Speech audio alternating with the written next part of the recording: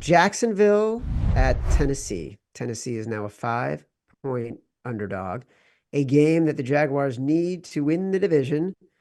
Listen, we have spent a lot of years profiting off of Mike Vrabel in Yeah. this scenario. This is like exactly when we have loved to bet him. But to our credit, we have backed away from that the past few weeks because there's only so much bad quarterbacking, bad secondary, bad defense that Mike Vrabel's magic can overcome.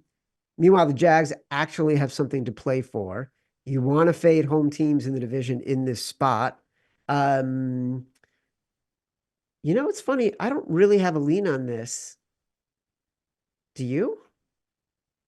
Yeah, it's Vrabel at home as a dog. I love Vrabel at home as a dog, and I have all season. And I feel like I've had a good rhythm on them this year where I don't back them on the road.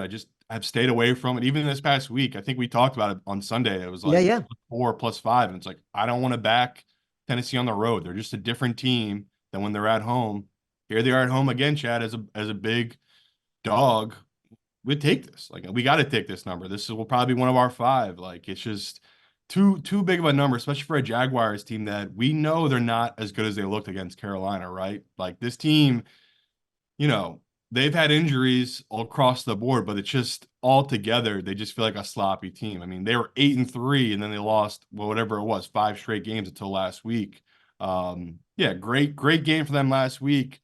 I think we're getting 2 free points here on Tennessee, Chad. Like, again, probably should make this Simon Says. Maybe I will. You know what? I will make this Simon Says. Give me Oh Tennessee, boy. Simon Says. Oh boy. 'Cause I know Simon this other game, says. Chad's going to be comfortable making this like our big balls or something come Thursday. But Tennessee in this spot with their defense, you know, they've struggled against the pass.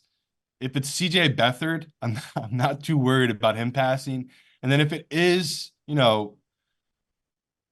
whatever it is might be the quarterback for Tennessee right now. Like I don't know who it's going to be. If it's going to be Will Levis or Tannehill, we really don't know.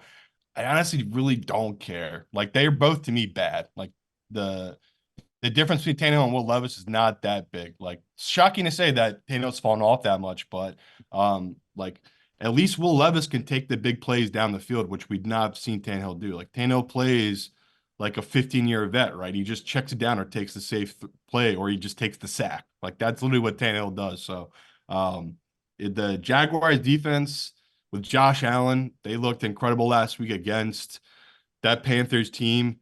I think most defenses this year have looked incredible against that Panthers team. So I will take Vrabel in this spot. There's tons of rumors right now that he is leaving after this season, that him and the general manager have been butting heads, and he wants out.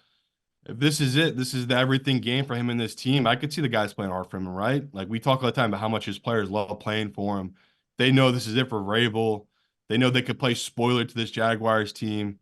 Give me the 5. Give me the 5.5. I'll back Tennessee here in this spot. Could be the last game for Vrabel. Could be the last game for Derrick Henry.